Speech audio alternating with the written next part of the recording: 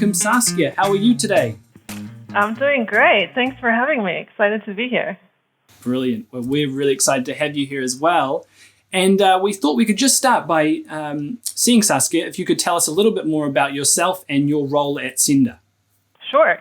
So I'm head of culture at Sennder, and I have been with the company pretty much right from the start, which is now 5.5 years. And I actually started when we were a team of 4 people. Now we're around 800 people. So I've gone through the whole growth journey of the company. And throughout that time, I was lucky enough to be involved in a multitude of projects, ranging in the early days from marketing, a little bit of sales and operations, recruiting, finance, and have now in the last 1.5 years been building our culture team. And our culture team, again, focuses on a lot of topics throughout the employee experience. For us, that starts with the onboarding. We've developed the Sennder Academy, which is a very elaborate onboarding program that every new starter goes through. It touches the topics of internal branding, internal communications, and a lot of projects around employee engagement through events, but then also the general workplace experience. And sort of that multitude of projects also led me to playing an active part throughout our integrations in the last year on people and culture side. That sounds super interesting, Saskia. I like that you have even created a Sennder Academy. And we are going to talk a lot more about all the things that you have been working on and the projects that you mentioned. But first, maybe we could give our listeners a bit of an idea of the journey that Sennder has been on, but it has been quite a ride, including rapid growth, as we already said, and several mergers. So perhaps you can quickly take our listeners through that journey. Sure. So Sennder was founded in 2015 by our founder, David Notaka, who created the company just outside of Paris with the idea of transforming an MBA university project into a leading logistics startup.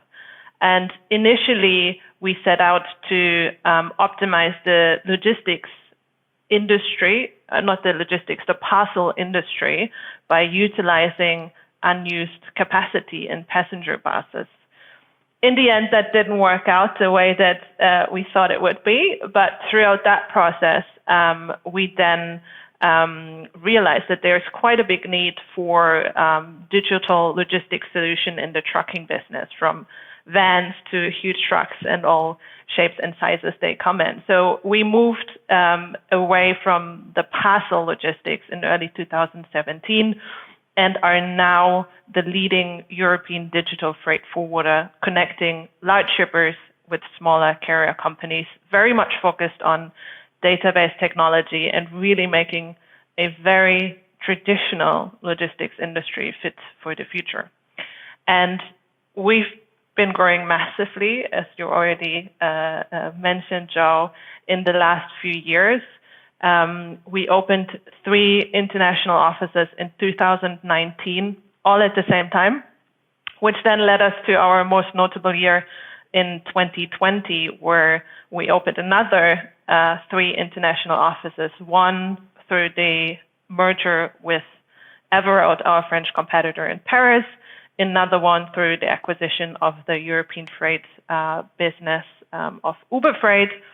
And to give you an idea, we started 2020 with around 250 employees.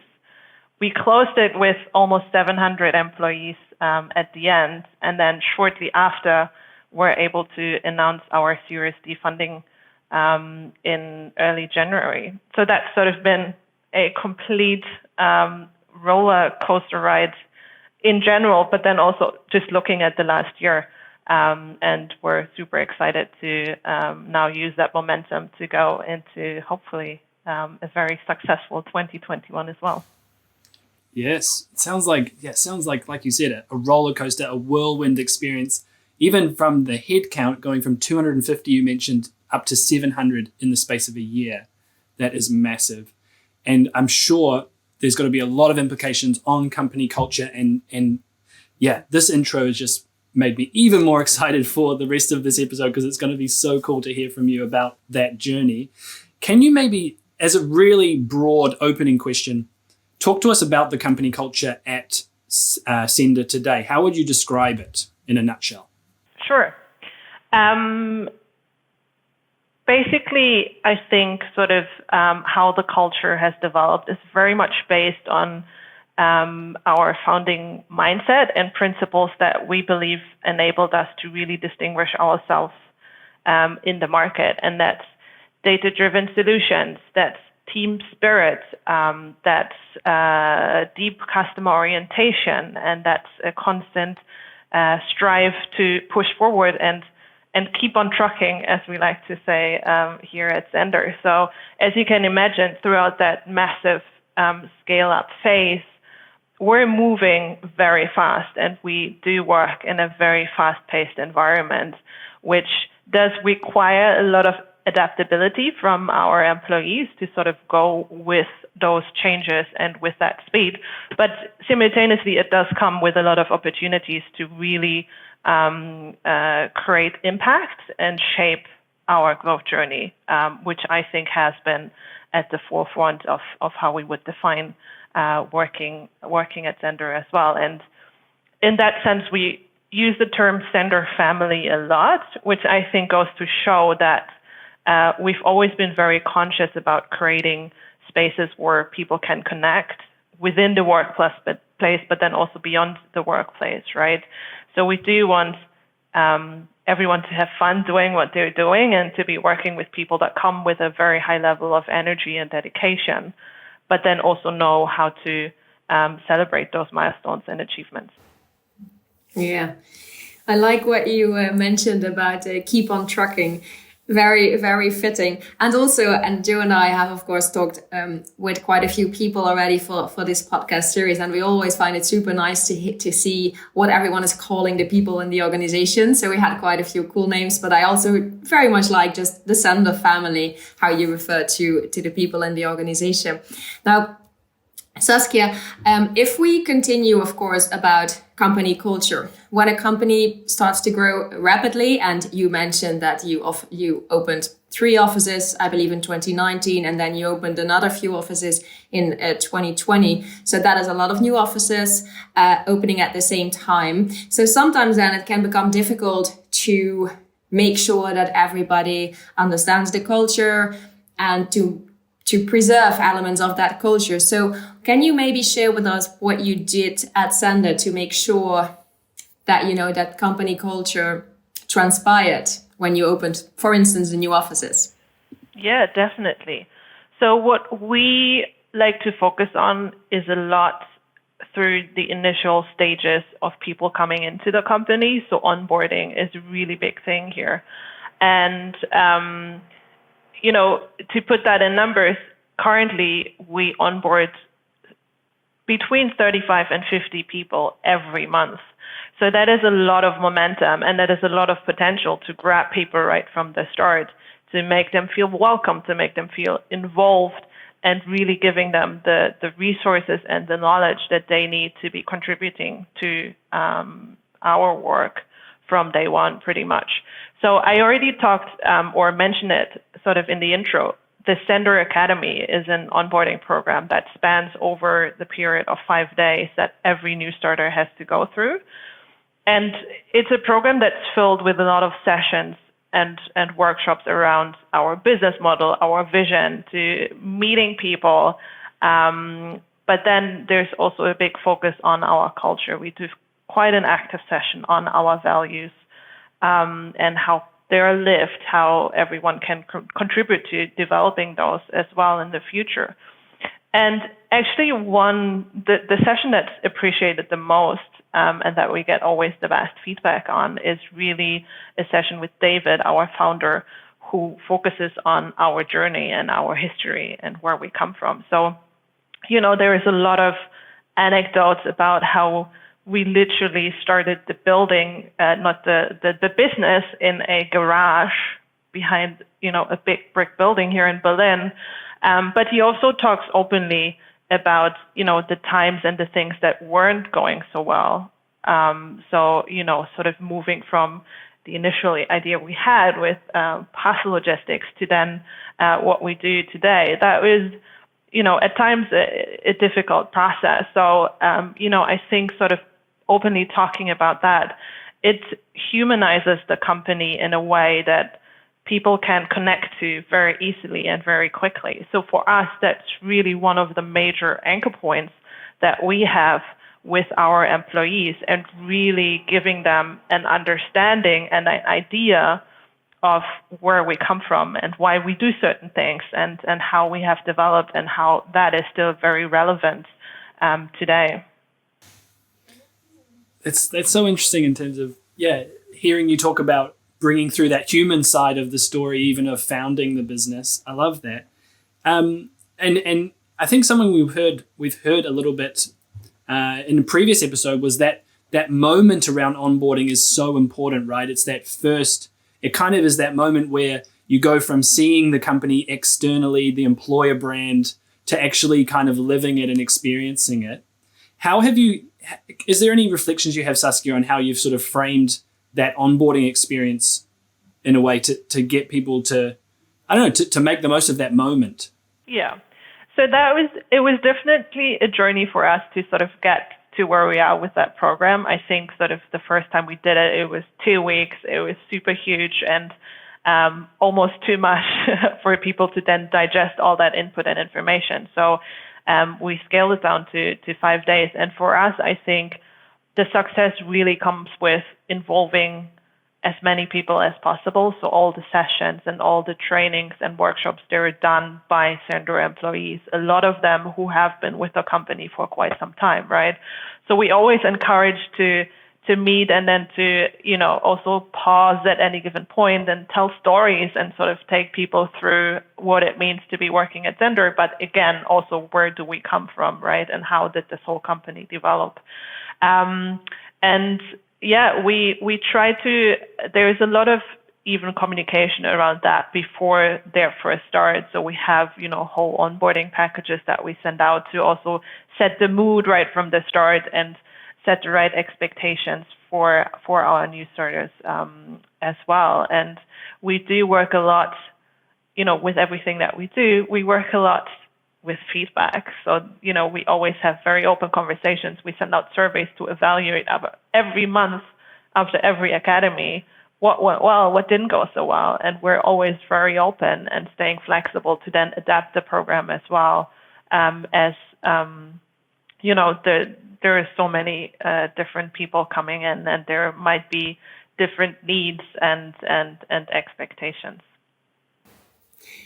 Yeah, something else I was wondering about, Saskia, is, and that's also something we heard in a previous episode, is that when you talk about living, making sure that people live your values, that is an important part of the culture, and that rituals can play an important role in that. So I was wondering, maybe you can share an example of what you are doing at Sennder to basically make sure that people know how to live the values, or how they are doing that. Yeah. So, it's a lot of different things. And I think the most elementary part of it is making sure that the values, especially from a people side, are reflected in all our processes. So we do make sure that within our feedback processes and our promotion processes, the values and sort of the culture drivers play an active role. And something that's, obviously in the last year has been super interesting and also a challenge for us is then also navigating through that whole new way of working. And I found it super interesting. You talked about this with Dina Absen as well, where she described that Drift was a company that took a lot of the energy and sort of acclaimed a lot of their early successes to being in an office environment and having those on-site rituals. And I could relate super well because it was exactly the same way for Sennder. We've always been an office company. We've always sort of took a lot of pride in creating those moments for people in the office where there then is a strong connection. There is a lot of energy. There is sort of that team spirit that comes out of that. So especially in our early days, right, the rituals very much transpired around everyone being together and, creating a lot of touch points for people. We were all sitting in one big office, everyone in the same room. So, you got to experience all the stories from, operations up to tech and HR and finance. And then in the last year, obviously, that all changed a little bit. And, I think sort of because it's such a core for us, we still try to get people together as much as we can through sort of lunch roulette dates. We always, at the end of the academy on a Friday, we always have a bit of a it's show and tell type of thing where the new starters can all introduce themselves to the whole organization. So we still try to facilitate all of that in the virtual environment. And then I think something that should not be underestimated for us, one of the events that still works the best, where obviously there's still sort of the highest participation rate, is our monthly all hands meeting where the whole company gets together. So we try to make really use of that meeting and, obviously look at how the company's doing, looking at our metrics and updates and what's been happening, but then also trying to sort of underline always with, telling stories and reflecting back on what's been happening. And I think that's sort of been one of the best touch points with our employees as well. Mm-hmm. And I guess hearing you talk about that, it's made me realize obviously that, you talked about 2020 being your big year of really big growth, but that's obviously coincided with this whole pandemic as well, which is crazy. It's a good story to tell, I think, in a few years as well for everyone, also on a personal side. But, we realized that we were extremely, I don't want to say lucky because we worked hard for it. But in the end, right, we know that, as a lot of businesses were struggling to sort of go through that time, for us to actually, come out of it as, a stronger, a bigger, and a better company, that's a huge success for us. That's amazing. I guess one thing I'd love to explore a little bit more is maybe this hyper growth mode. And I imagine when you're in that phase, it's just like, it can be crazy. Like things are just happening. Everything's going fast. Do you have any maybe things you could share around pitfalls that you've potentially seen or learnings you've had around what like building company culture during that phase looks like, or potentially from the other side of what pitfalls might be to retaining or building company culture during hypergrowth? Yeah. That's a question we've sort of focused a lot on during that time as well, right? What's our biggest challenge and how can we tackle that? And I think, if you read a lot of articles around culture, if you talk to people, right, a lot of the questions you get is like, but how do you make sure you keep your culture and you preserve it? And for me, that's already one of the first pitfalls because, for me, culture is not there to be kept. It's not there to be perfectly preserved in a way that it is. As you said, it needs to be developed, right? And I think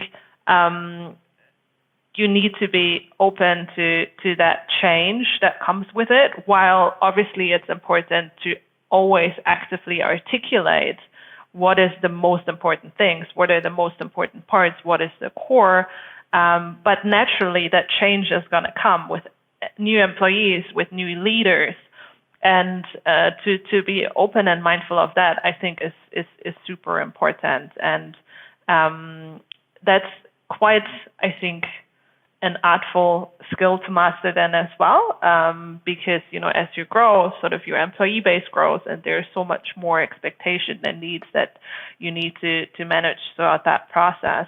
But again, really for me, it's about, how this culture is developed. And I think, as you said, it's a lot through rituals. It's a lot through very conscious programs that find spaces for people to communicate about that, to get in touch, to voice opinions. Something that's been working super successful for us is we use an engagement tool called Pecan that enables us through Net Promoter Scores really assess on how our employees are doing, how they're feeling, based on a lot of drivers, recognition, support, development.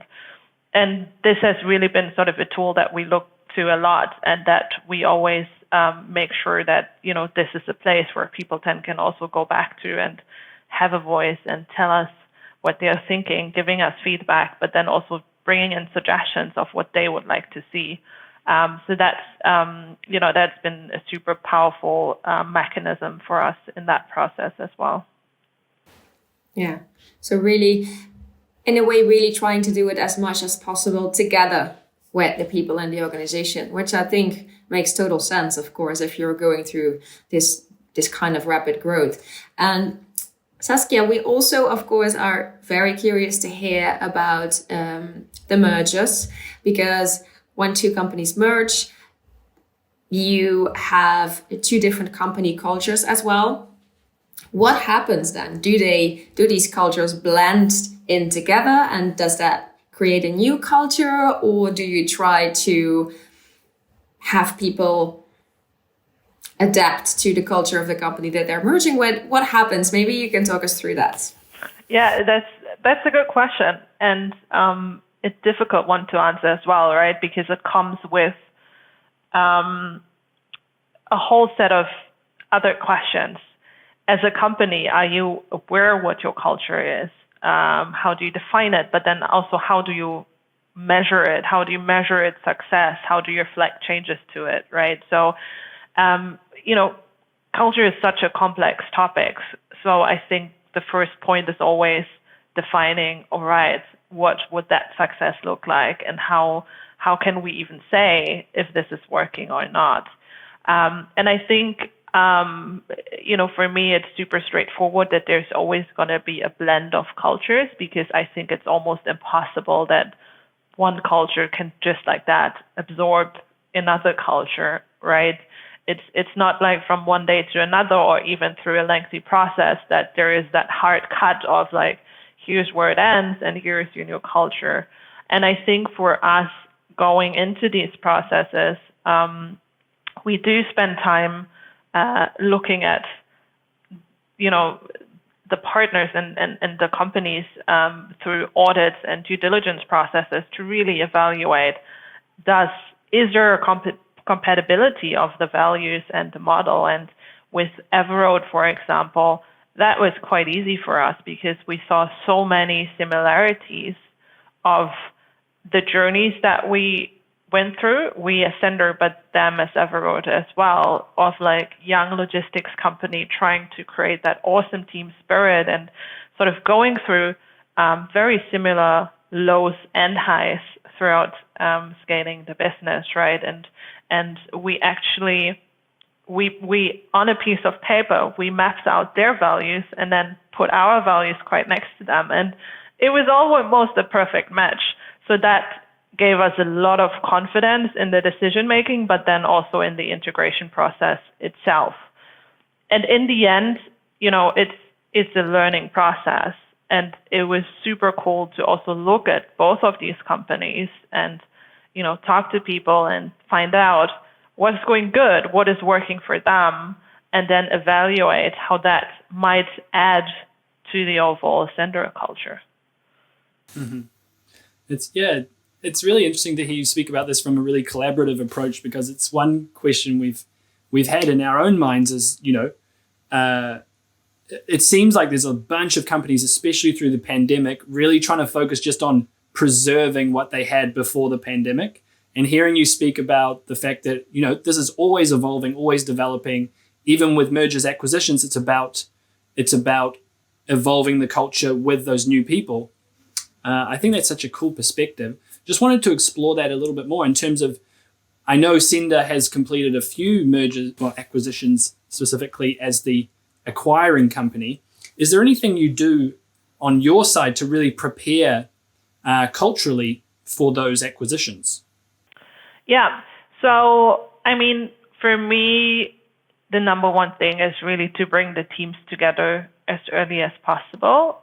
With Everoad, for example, we had a joint kickoff session where we really took an hour with both organizations to sort of introduce the company, to look at the history, to sort of show a lot of visuals of pictures of, how the team got together. And it's really about sort of creating those first very conscious touch points, and then, creating understanding for one another.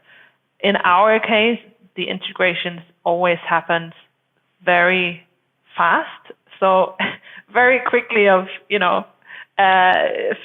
completing the deal, we almost immediately started integrating, right? So, it was definitely a big challenge of making sure that everyone always knew what is happening, why is it happening, what's in it for me. So it's as much as you can communicate on that as early as possible, the best outcome you're going to receive. And again, really, Pekin was such an, important instrument for us because we were also able to add custom questions on the integration itself. So we were always keeping a close eye on how people feel and how they're perceiving that integration. And, it was a great way for us to, obviously, on the one hand, to evaluate if there's anything that we're missing. But then it was a very good first point for us as well to define success metrics, right? And to really think about, all right, if we get that integration happiness score to a certain level, that's already a great milestone. And that's super important to have as well, to sort of work towards that, but then also take the time to recognize once you're there, and sort of made the first milestones of many more. Yeah, that's interesting again. So I think here as well, it's about really making sure that you stay in touch with the people within the organization, that you involve them in the process, and that you really keep a pulse on how they are experiencing things and what they think about it. So if we now go a little bit further into the process, so of course we just touched on trying to prepare everybody as soon as possible for the fact that two companies are going to merge. But once the integration is started, Saskia, have there been particular challenges that you encountered? I can, for instance, imagine that maybe some people tend to really stick together with their old colleagues, so to speak, and that they, that they almost are in a bit of a silo. Perhaps that is an issue that you encountered. I don't know. What can you tell us about that? Yeah. So definitely there have been challenges, right? And, doing this for the first and the second time, there's always so much that you can learn from that. And I think, to me, there's, I think, three major challenges. And the one, we talked about it already, was the whole challenge of doing the majority of the process remotely.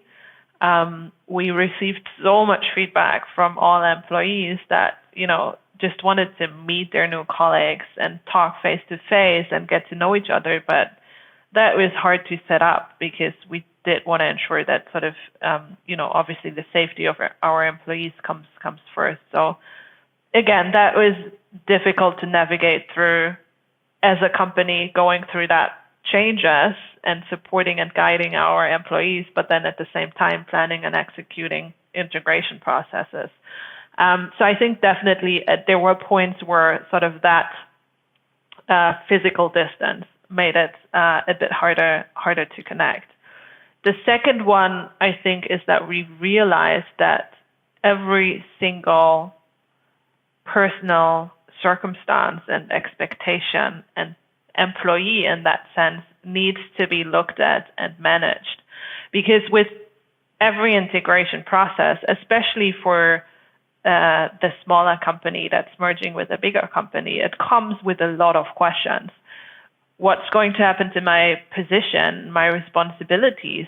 Do I still report to the same person? Is the team setup going to change?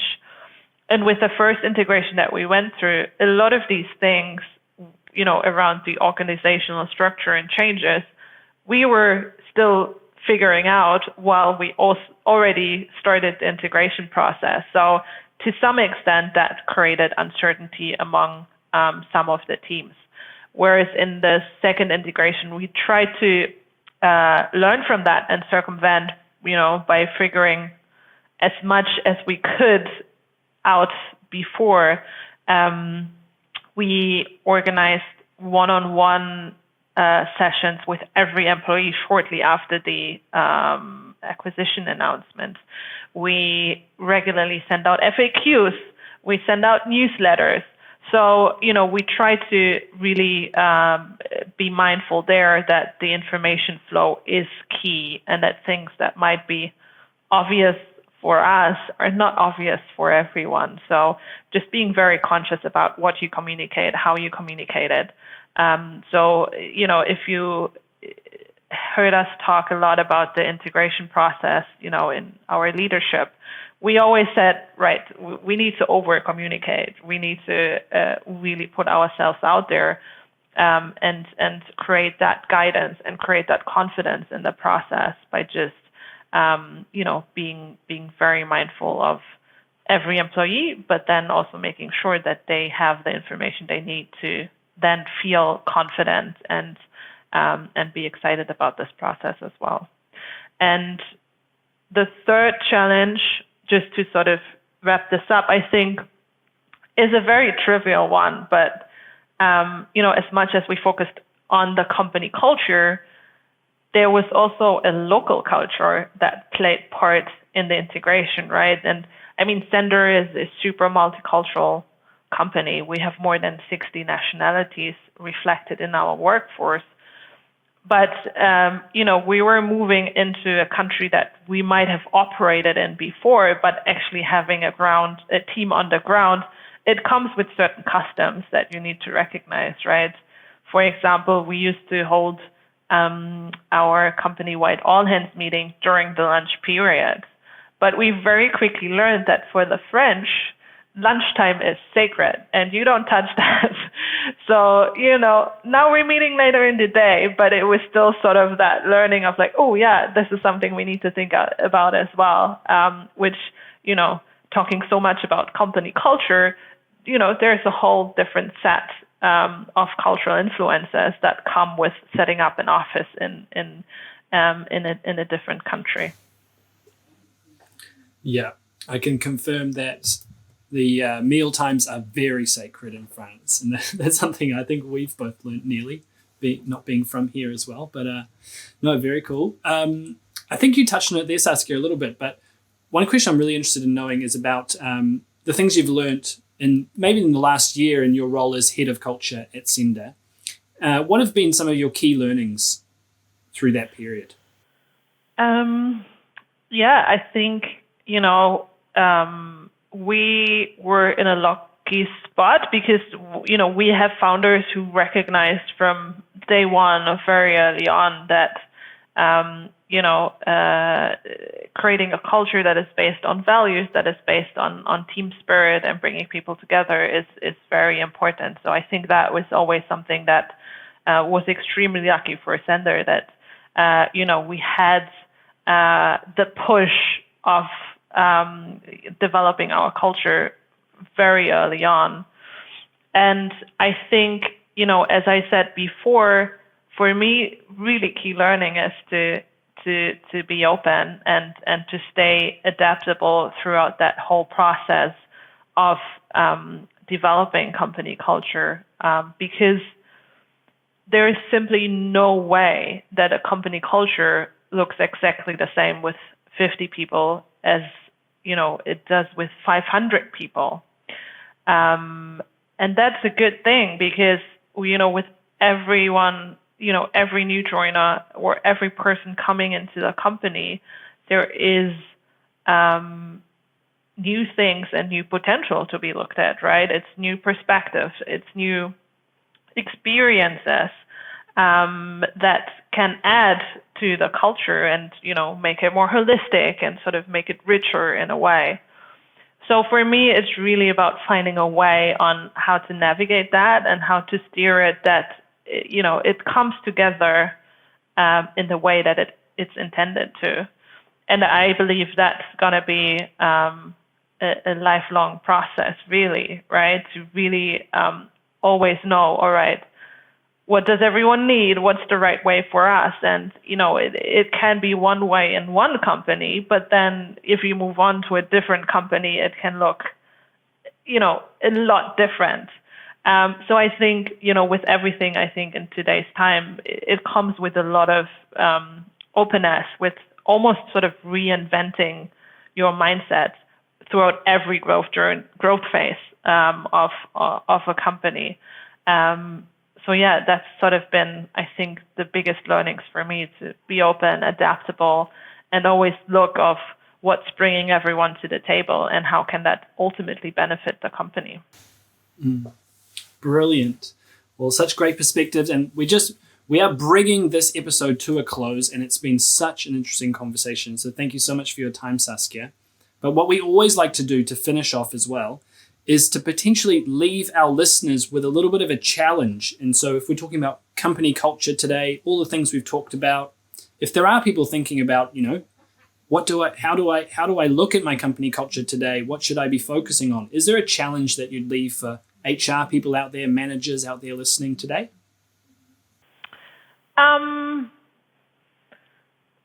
Yeah, definitely, right? I think sort of culture is a very employee-centered concept, and that needs to be recognized. So really find and explore ways how you can involve everyone and how you can create that awareness also for employees. Hey, you're part of this, right? And there are certain expectations behind that as well. So I think that's a nice challenge to have, to really think about, all right, what are the right touch points to articulate that, and how can you reemphasize on that principle throughout, always, because it's always going to be important to make company culture a success in a way that it benefits the success of the business as well. Really great. So basically it's think of ways to really involve your employees and to make them feel part of that culture, and see how you can always, because it's an ever evolving process, be working on that culture. Thank you so much, Saskia. I mean, Joe, I don't know about you, but I have really enjoyed this conversation. There were so many interesting things, so many things that we learned, I think, right? Absolutely loved it. Yeah, I think it's got to go down as one of the best of season 1. I'm calling it. It's been so good. And just before we finish, for all you listeners, we do want to encourage you that if you did enjoy this episode, you can subscribe, leave a review and a rating. That would help us out so much in taking this podcast to the world. That's our aim, isn't it, Neely? Yeah, definitely. So please, as Joe said, if you haven't done so yet, subscribe to the channel, share it with a friend if you enjoyed this episode, and help us spread the word. Yes. Well, thank you again, Saskia, and we'll see you all again next week. Bye.